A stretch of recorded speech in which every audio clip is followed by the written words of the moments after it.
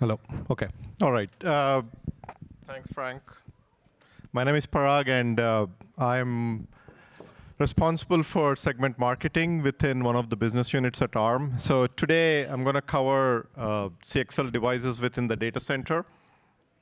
And OK, I'm going to skip. So from ARM point of view, I think many people are probably aware that we have the CPUs for the data center. I think it's pretty well known currently. We have 3 swim lanes of products from the CPU side, the V series, N series, and the E series. But on top of that, we also have interconnect and system IP. So the main product that we're going to talk a little bit deeper today is the scalable coherent mesh fabric that you see here, which we call it as CMN. Then on top of that, we also have non-coherent interconnects as well. So we call it the NI here. And then we obviously provide interrupt controllers and memory management unit as well. So what we do is actually we combine the CPUs and the interconnect and system IP that we are showing here into these reference designs. So we have 2 reference designs, V1 reference design and N2 reference design. And just this week, we announced what we call ARM Total Design, where we have taken these compute subsystems and opened it up for other partners to build silicon that is custom to their own needs. So we've been kind of doing quite a few number of things in the data center for the last few years. So specifically talking about CXL, if you see these platforms, so these are the same V, N, and E series that I showed in the previous slide. So we have been enabling a lot of our CPUs since 2019 for the data center, and almost we have been providing different releases every year or every other year, depending on which swim lane we are talking about. But let's just go over maybe one of the platforms here.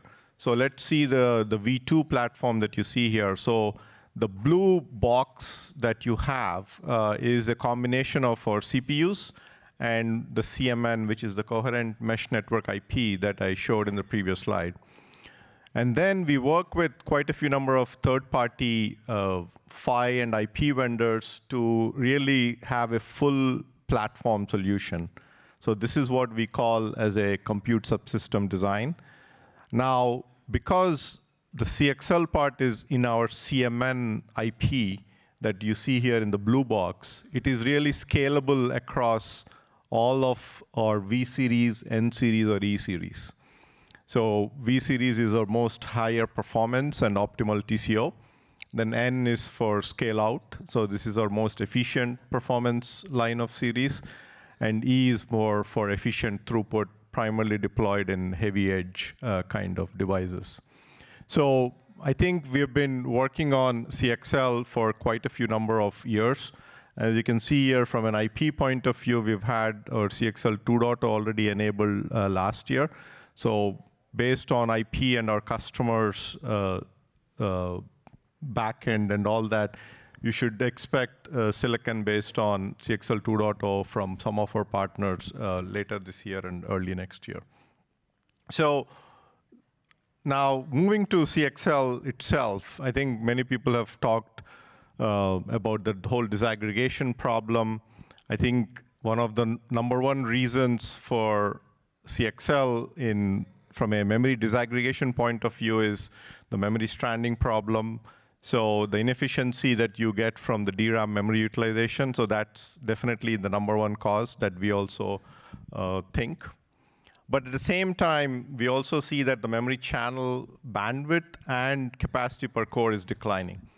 I think you've seen the NVIDIA Grace has like 144 ARM CPUs, and then even Ampere announced 192, and we see the core count going up and up. So with 512 gigabytes of DRAM, the 4 gigabyte per core number is no longer being able to meet.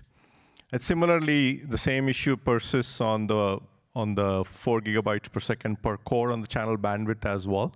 So this is why we think CXL for memory is really important, and this is why ARM has been investing in enabling CXL in its portfolio. And the last two reasons are reducing the total cost of ownership. I think many people are aware, memory is one of the largest components of a server BOM. So anything that can be done to reduce the TCO, I think, is beneficial. And the last one is the workloads becoming more and more divergent. So this is also one of the reasons why we think deploying CXL solutions will help. So I think many people have seen about the memory expansion part. I think many companies have also released their products. But for us, as in ARM, we're more focused on the memory pooling side. So today's talk will go into the detail of how we can enable an memory pooling solution. So this is a solution proposal that we have been sharing with a couple of our partners for the last few months. And you can see here we have a host and a device, and the device is a CXL device with a memory pooling controller, which has 4 to 8 CXL inputs and 8 DDR controllers with obviously ARM's coherent mesh network fabric. So we think we are in a unique position to provide this CXL memory pooling solution. And this is because our coherent mesh network product is based on a lot of feedback that we get from hyperscalers. So the reference designs that we were showing before, so these are high core count systems with the mesh fabric already integrated. So we get a lot of feedback from our hyperscaler customers. So that's why, obviously, latency is a key part. So we do think we have a very good product with the lowest latency possible. And then, obviously, ARM, so we have CPUs, so we can provide the CPUs for fabric and SoC management. So really, when you look at it from a host and device side, we think we can provide an end-to-end CXL solution that's optimized across the host and device. So let me go one level down into what the details of the solution architecture are. So here you can see the 4 CXL 3.x on one side with the CMN interconnect in between and DDR5. And then we have a fabric manager and then SoC manager. So these are primarily the ARM products. And then we also have, if you want to add compute next to memory, so we have our R82 or any Neoverse cores that you can add. All of them support Chai even now or will support Chai in the future. So that way you have compute also next to memory. Now on the port capabilities themselves, so we do work with quite a few number of third parties to make sure we are compatible, which we'll talk about. But at the same time, we think we can enable these kinds of architectures in the future. And lastly, we do get a lot of requests on making these into chiplets. So that's why we've been looking at trying to enable UCIe as well. So we are engaged with a couple of vendors to see how we can add in UCIe into this as well. So one of the questions that we get asked quite a bit is, okay, where is actually ARM implementing CXL in its product portfolio? So this is just one example of an internal block diagram where you can see the CMN interconnect, and depending on which side you are, so the PCIe bus and all is mostly a third party. So you can see the third party CXL and PCIe IP there. And you can see the main block here, which is CCG. So this is where we have all the upper link layer for CXL.mem and .cache. So all of the FLIT information gets passed into the CMN interconnect. So this is how we maintain the CXL protocol. So this takes care of all the credit management that is needed, packing, unpacking, et cetera. Then at the same time, for all the .io part, we have the regular AXI bus that can help get that information into the CMN. And if you have any VMs that you want to also translate that information, we do have an MMU, as I mentioned, that can also take care of that. So as I mentioned, we do have ongoing interoperability with third-party CXL IP vendors and PHY vendors. Here is just an example of how that validation happens. Currently on the host side, we have a CMN host with a few ARM Neoverse cores and an interrupt controller, and a SCP stands for just a system control manager with just 2 memory controllers, and then with a third-party CXL controller, both on the host side and the device side in between. And then on the device side, we have a CMN device which has CXL support. And same, we have 2 memory controllers.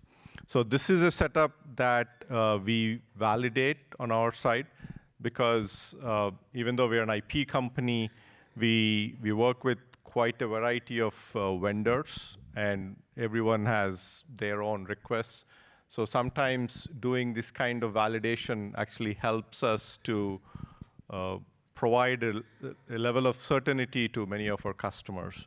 So this is also a work in progress. Now, one of the questions that people ask us quite a bit is why ARM, and why do we need to come to ARM? I think the key thing that we provide in our mesh network is the capability for memory pooling with hardware coherency. So here is an example that we are showing where you have a set of CPUs, and let's assume that this CMN interconnect is an 8 CXL 3.0 input interconnect.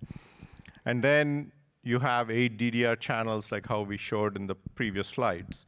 So if you take that memory and then divide it up into shared memory region and then pooled memory region, this interconnect that we are providing, which is the CMN, so this can provide full coherency in such a system.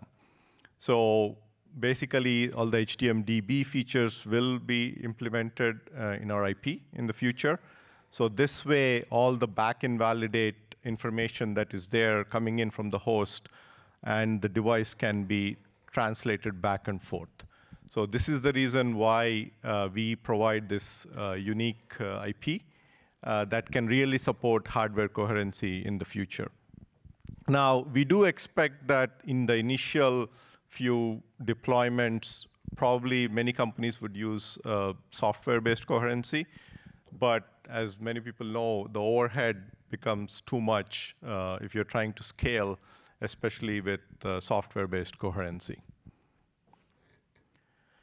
Now, from a portfolio point of view, currently we already have a couple of products with CXL 1.1 and 2.0, as I mentioned before.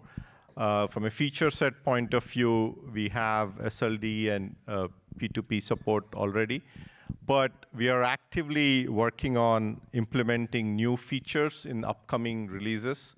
So we'll have a couple of releases next year. And the features that we are actively looking at are the list that you see here.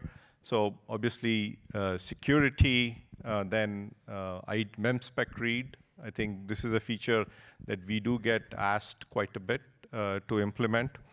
Then telemetry data. I think if you want to know if any of the DRAM channels are loaded or not loaded, how busy they are.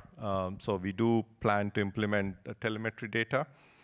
Then support for multi-host and single logical device, and also eventually multi-host, multiple logical devices. So these are features that are being planned currently to be implemented and will be ready in the future. Similarly, I think one of the other features that we get asked quite a bit is memory sharing with HDMDB for back invalidation on the device side again. So this is a feature, again, that we are actively looking into implementing. So with this set of features, we do think we can provide a very good product that can go into silicon for future memory pooling deployments with hardware coherency. And the last one I think we want to touch upon is on a standards basis, we do promote quite a bit of standards as ARM because we cater to a wide, broad set of customers. So from our side, as many of you might know, AMBA has been public for many years, and over the last few years, we even publicly supported Chai as the main interface.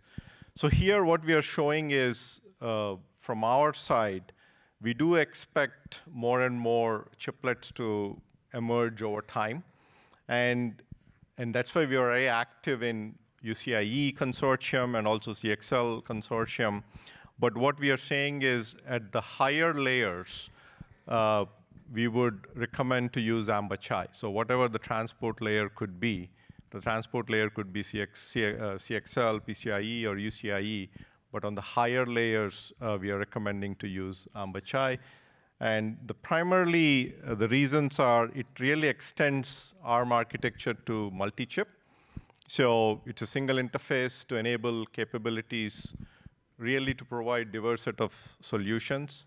And with this unified interface, you can really simplify your compute, device and memory attach, your coherent traffic, I/O, coherent accelerator traffic, or even architectural features extended across chiplets. So anything related to virtualization, telemetry. So Chai has all the features to enable this. So that's why we have been recommending to do this. And then obviously localized managed memory, and then composable with die reuse. Lastly, the software reuse across multiple platforms. So from a call to action point of view, I think ARM is very active in the composable memory systems group within OCP sub-project. So a lot of folks from ARM attend these CMS meetings. So if you have any questions, feel free to bring them to that subgroup. And to summarize, right, I think we do think we have a good solution for future memory pooling solutions. So if you have any questions, then we'll be outside if you want to reach it.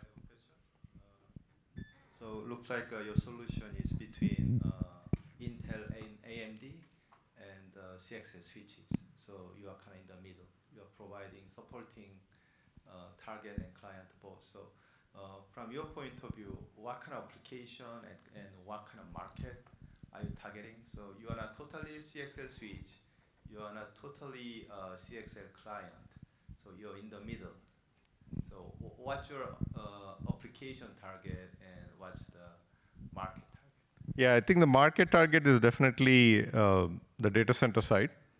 Now, we can be behind a CXL switch as well, right? We don't need to be directly connected to the CPU. So it depends on, because the reason I'm saying this is data center architectures are very different across different companies. So if companies want to use a CXL switch, and then they can still use the memory pooling behind it, or if they do not want to use a CXL switch, they can still use the same solution. So that's the way we are looking at it. So at the end of the day, it's definitely the data center and the cloud service providers.